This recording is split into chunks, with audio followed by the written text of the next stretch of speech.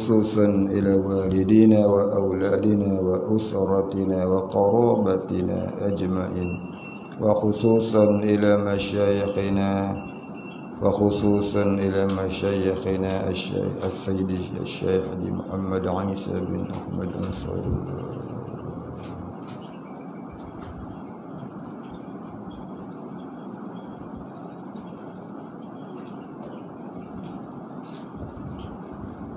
وأصولهم وفروعهم ومن ينتسب إليهم أجمعين.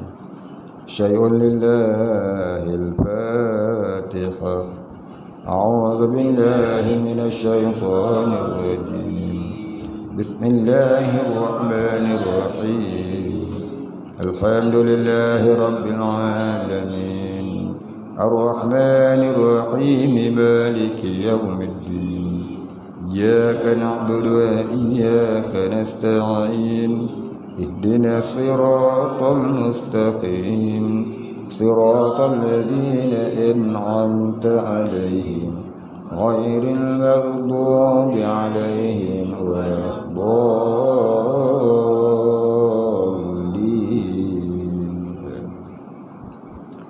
الحمد لله رب العالمين والصلاة والسلام على أشرف الأنبياء والمرسلين وعلى آله وصحبه أجمعين. رب اشرح لي صدري ويسر لي أمري واحلل عقدة من لساني يفقهوا قولي. ولا علم لنا إلا ما علمتنا إنك أنت العليم الحكيم. رضينا بالله ربا وبالإسلام دينا وبمحمد نبيا ورسولا. اللهم اجعلنا من التوابين واجعلنا من المستغفرين واجعلنا من المتطهرين واجعلنا من الموحدين واجعلنا من المهتدين واجعلنا من المخلصين له الدين واجعلنا من العارفين واجعلنا من عبادك الصالحين واجعلنا من المتقين. اللهم أحينا بحياة العلماء وأمتنا بموت الشهداء آمين يا رب العالمين. Kita sambung Hidayatul Mutafakkirin muka surat 6 bagi yang ke-8 daripada bawah situ. Maka wujud itu. Bismillahirrahmanirrahim. Qala musannif wal muallif rahimahullah ta'ala wa nafa'ana bihi wa bi'ulumihi wa barakatihi amin ya rabbal alamin. Qala musannif, maka wujud itu sifat nafsiyah. Baik, sebelum itu kita ulangi. Sebelum itu dia telah terangkan kepada kita nak kenal Allah Ta'ala ni berpandukan dua dalil. Satu namanya dalil ijmali, yang satu lagi namanya dalil tafsili. Dalil ijmali dinamakan juga dalil secara ringkas, dalil secara mudah. Orang panggil dalil pukul borong. Yang kedua namanya dalil tafsili, iaitu tafsili maknanya huraian yang terperinci ataupun huraian secara detail.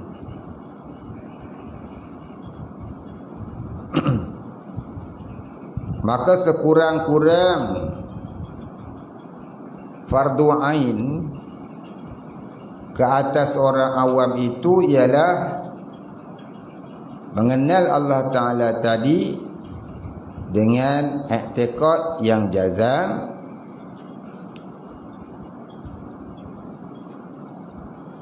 serta muafakat dengan yang sebenar, dan juga hendaklah berpandukan dalil sekurang-kurang dalil ijmali. Apa dalil ijmali? Iaitulah sekalian alam ini. Sekalian alam ini adalah dalil ijmali ataupun dalil secara ringkas pada meyakini adanya Allah dan adanya sifat-sifat kesempurnaan Allah. Baik. Jadi sifat-sifat Allah Ta'ala tadi yang wajib kita tahu, dia cerita dulu ada 20. Sifat kebesaran, sifat kesempurnaan Allah itu tak terhingga banyaknya.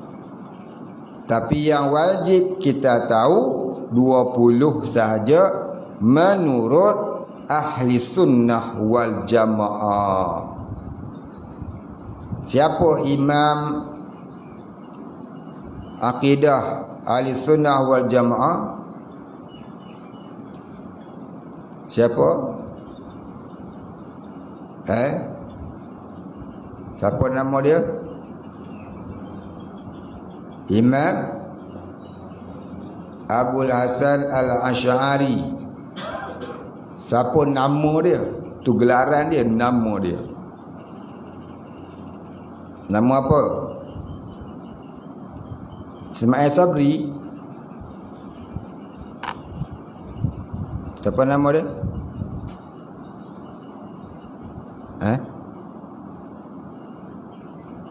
Imam Ali bin Ismail bin Ishaq Abul Hasan Al-Asy'ari. Tu ilmu dia. Tak ingat, kena tahu. Lahir tahun 260 Hijrah. Wafat tahun 324 Hijrah. Maknanya umurnya berapa tahun? 64 tahun. Seorang lagi siapa?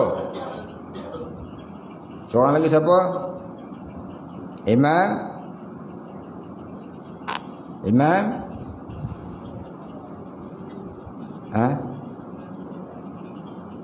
apa? Azhar Mansur.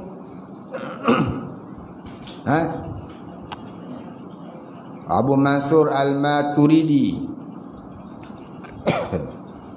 Jadi Abu Mansur Al-Maturidi wafat tahun 333 Hijrah. Maka pengikut Imam Abul Hasan Al-Asy'ari dinamakan Asy'ariyah. Asy'ariyah itu nama maksud Asy'ariyah itu nama dia. Asy'ariyah itu ialah gelaran kepada pengikut Imam Abul Hasan Al-Asy'ari. Pengikut Abu Mansur Al-Maturidi digelarkan apa? Al-Maturidiyah. Jadi dua-dua ni adalah imam akidah ahli sunnah wal jamaah. Bukanlah dia yang mengeluarkan ilmu ini. Dia hanyalah penggerak semula ilmu ini, kerana pada zamannya ramai manusia sudah jauh tersasar dari akidah yang sebenar. Kebanyakan manusia pada zaman mereka itu telah menganut faham yang sesat lagi menyesatkan, iaitu faham Mu'tazilah. Maka sampai hari ini ya kita wajib belajar ilmu ini, kerana zaman ini lebih berat orang yang sesat. Lebih berat orang yang sesat lagi menyesatkan, lagi sesat pada Mu'tazilah. Maka lebih lagi wajiblah belajar ilmu sifat 20. Sebab apa? Sebab zaman ini bukan hanya ada Mu'tazilah, Syiah dan sebagainya, ada pula lagi fahaman Wahabiyah,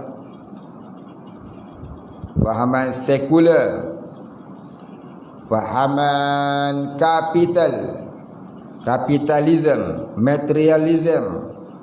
Ada 25 izam ciptaan Yahudi itu, ya, yang dijadikan akidah oleh manusia pada hari ini. Perlu kita faham sifat 20 supaya kita tak jadi orang yang sesat.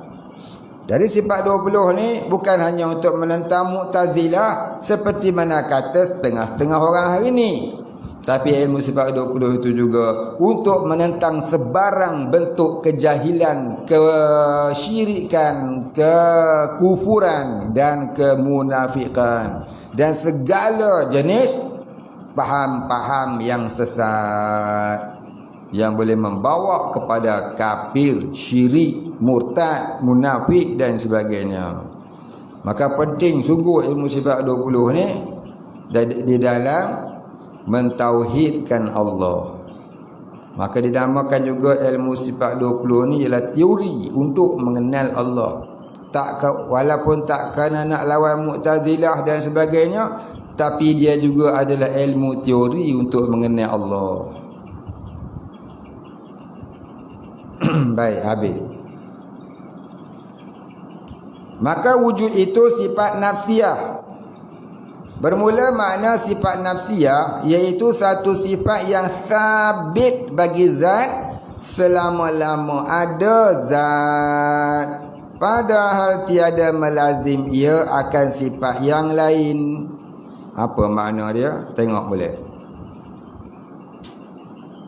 Dia kata bermula makna sifat nafsiyah. Ini ta'rif dia ni, ya. Iaitu satu sifat yang sabit. Yang satu sifat yang sungguh ada bagi zat. Yang sungguh ada pada zat Allah Ta'ala. Satu sifat yang sungguh ada pada zat Allah Ta'ala, atau kata sifat yang sabit bagi zat. Selama-lama ada zat. Jadi selagi ada zat, selagi itu ada sifat itu. Selagi ada zat, maka selagi itulah adanya sifat itu, iaitu sifat wujud.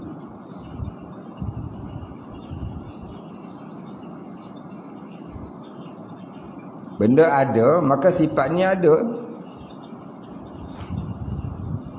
Kalau benda tak ada, sifatnya pun tak ada. Jadi selama mana ada zat, selama itu ada sifat itu. Sampai bila zat itu ada? Selama-lamanya. Zat Allah tidak musnah.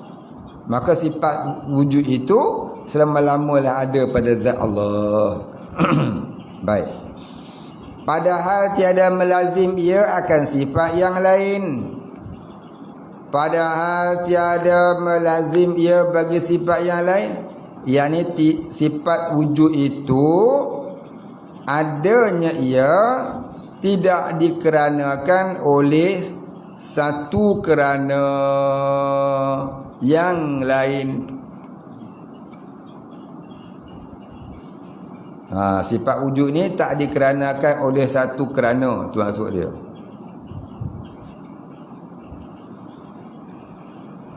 Sifat wujud ini tak dikeranakan oleh satu kerana.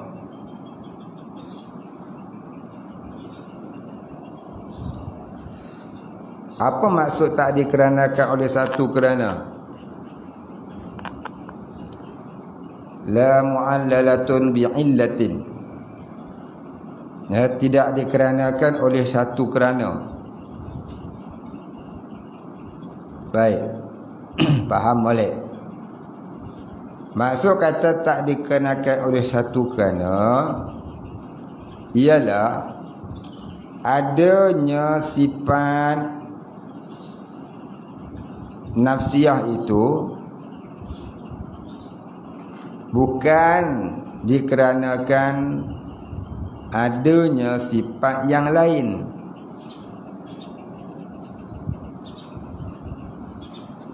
Adanya sifat nafsiyah itu bukan dikarenakan oleh adanya sifat yang lain.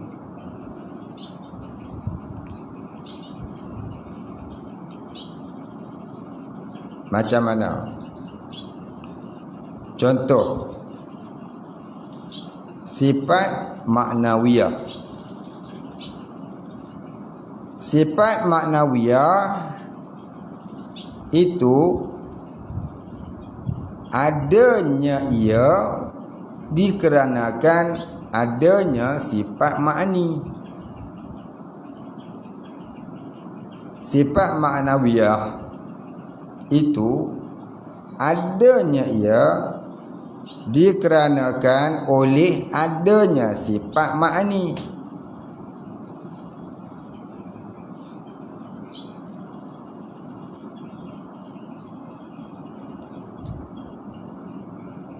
Tapi sifat nafsiyah itu ada ia bukan dikarenakan oleh sifat yang lain. Sifatnya tersendiri. Ni faham balik.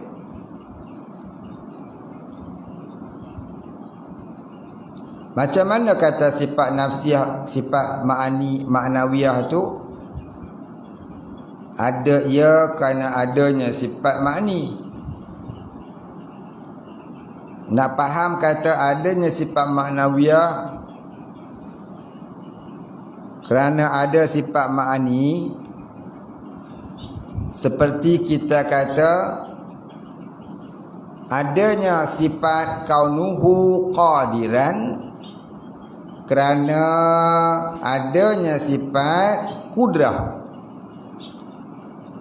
Adanya sifat kaunuhu qadiran kerana adanya sifat kudrah. Allah ada sifat kudrat, maka adalah kaunuhu qadiran. Allah ada sifat kekuasaan, maka tentu adalah pula keadaan Allah yang sentiasa bersifat kekuasaan. Allah ada sifat basar, maka tentu adalah pula sifat kaunuhu basiran. Allah ada sifat kalam, maka tentu adalah pula sifat kaunuhu mutakalliman. Jadi ada sifat maknawiyah, ya, kerana adanya sifat ma'ani. Tapi adanya sifat wujud bukan dikarenakan oleh ada sifat yang lain. Itu maksudnya. Adanya tersendiri. Faham? Baik, itu satu hal. Satu hal yang lain pula wajib kita faham. Dikatakan adanya sifat maknawiyah kerana ada sifat ma'ani bukanlah pada hakikatnya. Kalau diiktikad adanya sifat maknawiyah kerana ada sifat ma'ani, jadi kufur. Jadi kufur. Sebab apa jadi kufur? Sebab jadi berhajat pula sifat Allah itu kepada sesuatu yang lain. Jadi siapa kata sifat Allah berhajat pada sesuatu yang lain, jadi kufur dia.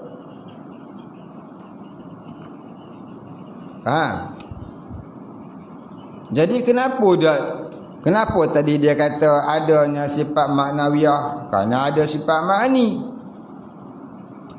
Baik, ni kena faham oleh. Dikatakan adanya sifat maknawiyah kerana adanya sifat ma'ani. Perkataan ini hanyalah teori akal bagi memudahkan faham. Perkataan ini adalah teori akal bagi memudahkan faham,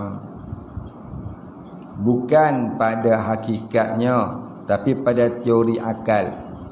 Sebab nak bercakap seketul selambak tu tak boleh.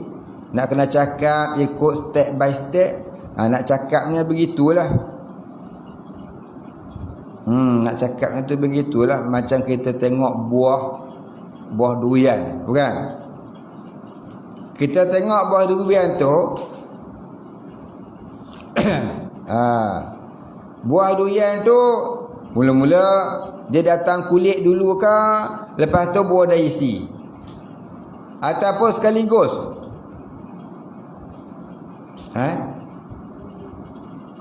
Kita tengok buah durian tu, kita tengok dia tu, kita dia datang kulit dulu ke, lepas tu buah datang isi, ataupun dia datang sekaligus?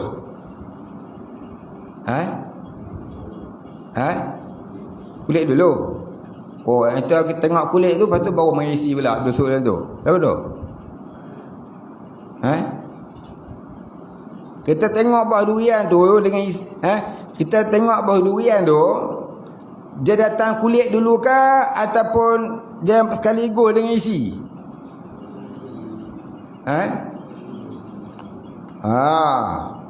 Bukan kita pergi beli kulit, besok isi masuk dalam. Ada pula lagu tu. Kenapa?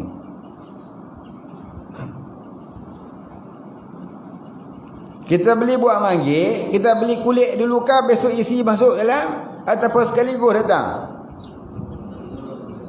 Sekaligus lah. Pasal apa tengok beli kulit dulu pula? Cik, beli kulit durian ni 10 kilo. Ambil. Besok datang isi ya? Datang. Kau kulit sajalah kau. Jangan bakul penuh kulit. Jadi kita beli buah durian, beli kulit tu dengan isinya sekali. Isi dan kulit tu sekaligus. Faham? Jadi bila kita bayang buah durian, nampak sebiji buah durian tu sekali dengan kulit, sekali dengan isi, dengan tangkai, durinya dan baunya. Sekali. Tapi kalau kita nak bercakap, nak kena sebut satu persatu, kulitnya hijau, isinya kuning, tangkainya kelabu, durinya tajam, kalau kena muka bertambah pilu, baunya kadang-kadang dah panjang cerita kan, tangkainya, kulitnya, durinya, isinya, baunya, kan dah 5 lah. Nak sebut, kena sebut satu-satu. Kulitnya, isinya, tangkainya, baunya, besarnya, durinya, sakitnya, mahalnya, hui. Tapi sekali ya semua tu. Nak sebut sekali tak boleh, kena buat perkataan. Bila buat perkataan jadi banyak lah pula. 8 perkara tadi. Maka tu namanya apa? Pada teori akal 8 perkara kena faham. Hakikatnya satu je, buah durian. Begitulah tadi. Pada teori akal kita kata adanya sifat ma'nawiyah dikarenakan adanya sifat ma'ni. Sebab apa kita kata dikarenakan ada sifat ma'ni? Sebab nak sebut sekaligus tak boleh, kena sebut step by step baru boleh faham. Ya. Apa yang kita faham antara sifat ma'ani dengan ma'nawiyah? Sifat ma'ani itu sifat yang ada di zat Allah. Sifat ma'nawiyah pula sifat yang menerangkan adanya sifat ma'ani di zat Allah itu adanya selama-lamanya, tak bercerai tanggal dari zat Allah, tak musnah-musnah.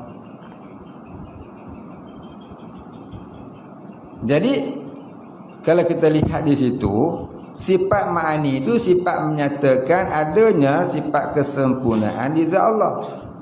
Sifat ma'nawiyah ni pula sifat yang menerangkan sifat ma'ani itu ada di zat Allah, ada selama-lamanya, tak musnah-musnah, tak bercerai tanggal.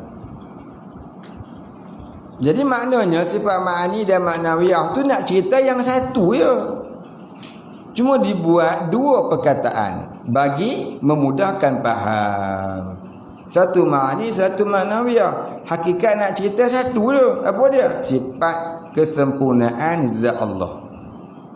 Contohnya basar. Ma'ani nak cerita basar tu ada di zat Allah. Ma'nawiyah nak cerita pula sifat basar itu ada di zat Allah, ada selama-lamanya, tak bercerai tanggal, tak musnah-musnah. Jadi bila nak cerita secara teori akal, kena sebut dua perkara, ma'ani dan ma'nawiyah. Hakikatnya satu jua. Macam buat durian tadi, nak cerita kena sebut tu dia 8 sifat dia, durinya, hijaunya. Cuma dia tak ada putih tengah-tengah. Faham? Buah durian tu warna hijau kan. Tapi dia tak ada warna putih tengah-tengah, bulat tak ada. Kalau ada, orang gantung rata-rata. Tak payah pergi cok bendera dah. Ambil kulit durian je. Faham tak faham tu? Susah nak faham betul. Faham? Tak faham? Susah faham. Tak faham? Faham? Faham? Apa yang faham? Apa yang faham? Tak faham? Faham ke tak faham? Apa yang faham? Toh. Saya kata kulit durian tu hijau, cuma tak ada putih di tengah-tengah. Kalau ada putih di tengah-tengah, tak payahlah nak pergi cok buat bendera lagi bila-bila kaya. Gantung kulit durian dia. Tak faham ke? Faham? Faham tak apa? Jadi dah tak ada warna putih tengah-tengah. Beli cat putih lah, tak tengah-tengah pula kat kulit durian tu. Tak payah ahli bendera. Beri duit ahli bendera belah Cina. Cina untung. Jual kain dengan cat putih. Betul tak? Tebus kulit durian. Baik. Sambung. Bermula makna wujud. Wujud artinya apa? Apa dia? Tak apa. Apa makna wujud? Ada. Oh, pandai. Bermula makna wujud iaitu barang yang lawannya adam. Wujud artinya ada, lawannya tiada. Apa maksud ada, lawannya tiada? Pasal apa nak kena lawan pula? Letih lah. Lawan ni menang letih, kalah letih. Betul tak? Lawan ni menang pun letih, kalah pun letih. Pasal apa nak kena lawan pula? Cuba tak ada lawan kan tak letih. Betul tak?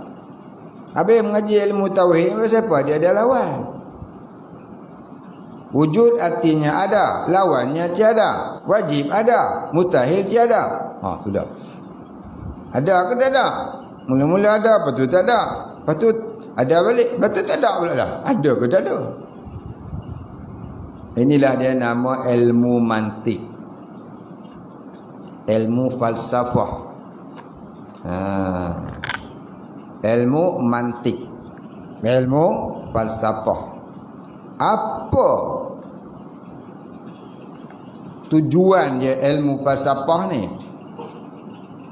Tujuan dia tu untuk memantapkan kepahaman biar tahqiq yang sebenarnya. Ilmu mantik ni ialah untuk memantapkan kepahaman biar tahqiq yang sebenar-benarnya. Tak ada goyah dah. Orang cakap apa ada hujah. Orang cakap apa ada bukti. Orang cakap apa pun ada dalil. Orang cakap apa pun kita boleh menjawab supaya mati segala teori-teori salah dia. Tu kata mantik tadi. Jadi kita belajar ilmu tauhid ni adalah sebahagian dari ilmu mantik. Dan dikatakan asal-asal datang ilmu mantik, ilmu falsafah ni ialah dari ilmu ketuhanan. Dari ilmu mencari ketuhanan, mengenal ketuhanan tu datangnya ilmu mantik. Dia orang belajar sampai PhD itu. Falsafah, doktor falsafah sebab dia pandai mantik. Kita pandai juga, pandai main tai. Jadi kita kena belajar betul-betul. Jangan sampai pandai main tai. Mengapel, jangan lupa tu 68 Aqaidul Iman. Siapa yang tak mengapel lagi?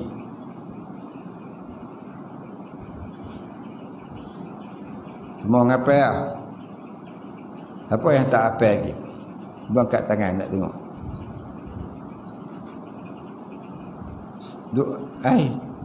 Tak ada dah. Angkat tangan pun takut-takut. Bukan saya nak potong tangan. Siji loro telu pepat lima enam. Boleh semua apa lah?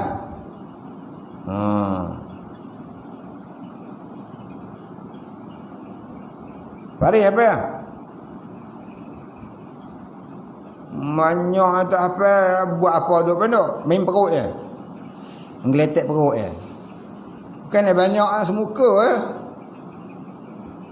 Bawa bulan duduk sini tak apa-apa Nak jadi apa?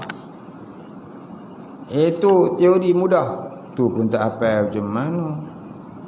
Kalau tak hafal tu payah ngaji kitab tauhid. Ni orang perempuan dah hafal ke belum?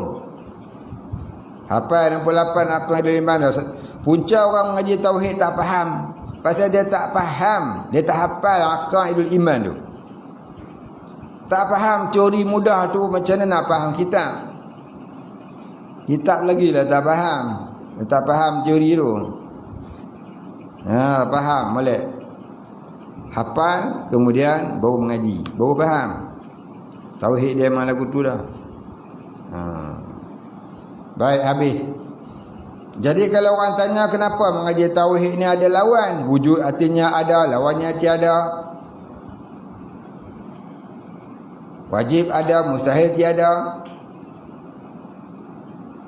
Kita jawab itulah ilmu mantik, ilmu perbahasan akal.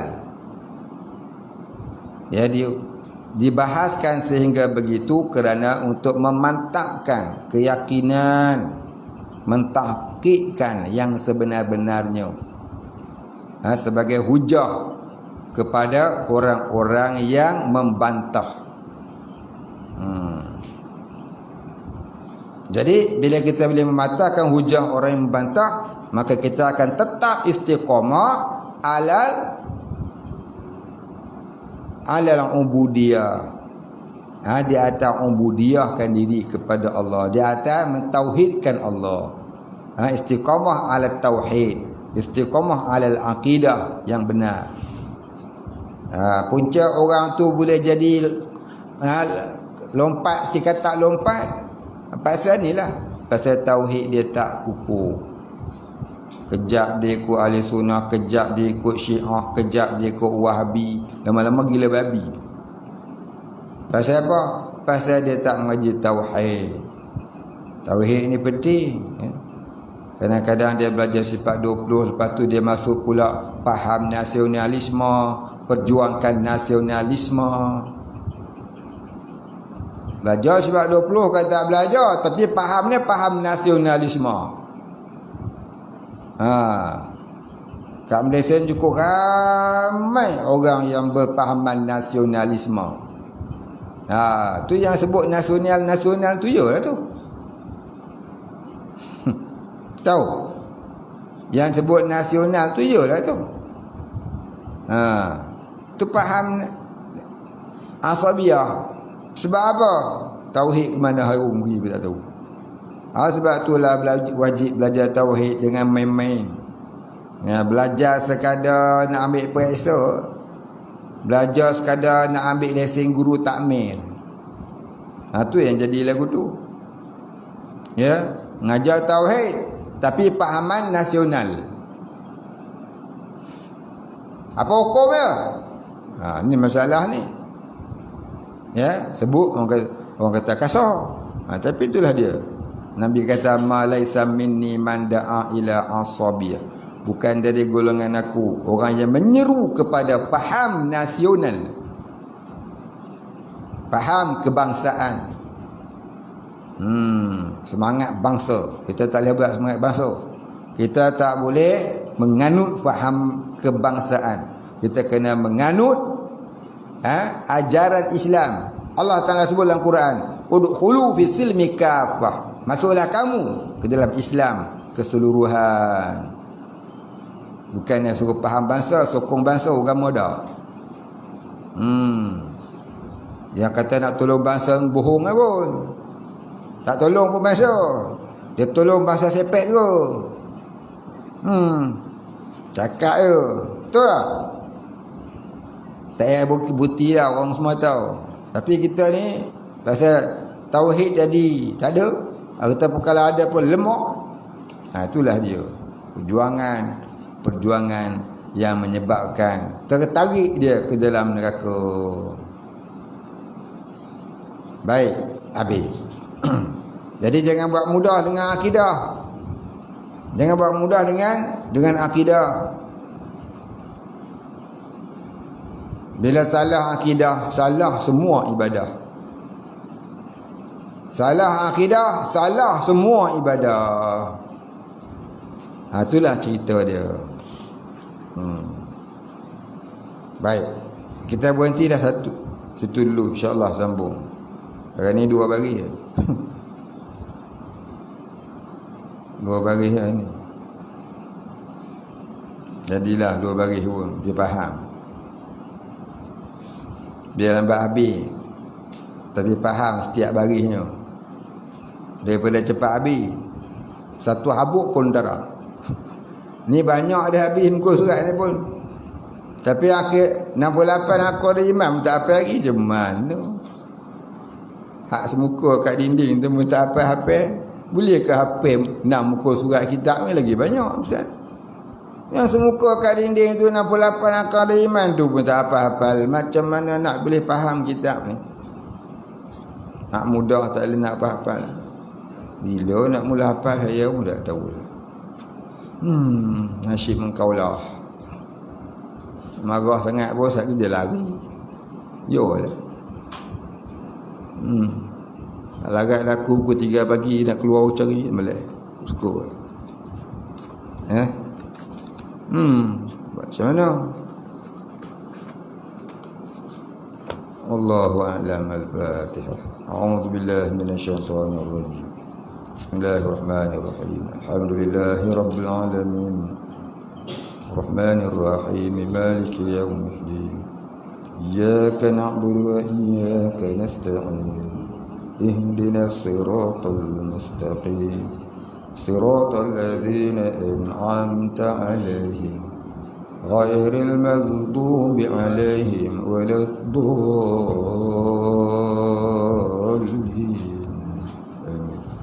A'udzu billahi minasy syaithanir rajim. Bismillahirrahmanir rahim. Alhamdulillahi rabbil alamin. Wassalatu wassalam ala asyrafil anbiya'i wal mursalin wa ala alihi wa sahbihi ajma'in. Allahumma ighfir lana dhunubana warhamna wa antal ghafurur rahim. Allahumma ighfir lana dhunubana wa liwalidina warhamhum kama rabbayana shighara.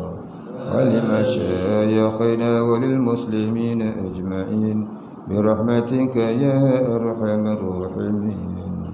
اللهم نور قلوبنا بنور معرفتك يا فتاح يا رزاق افتح لنا فتحا قريبا كما فتحته على أنبيائك وأوليائك وعبادك الصالحين. وصلى الله على سيدنا محمد وعلى آله وصحبه أجمعين. سبحان ربك رب العزة عما يصفون وسلام على المرسلين والحمد لله رب العالمين. قبل الله منا.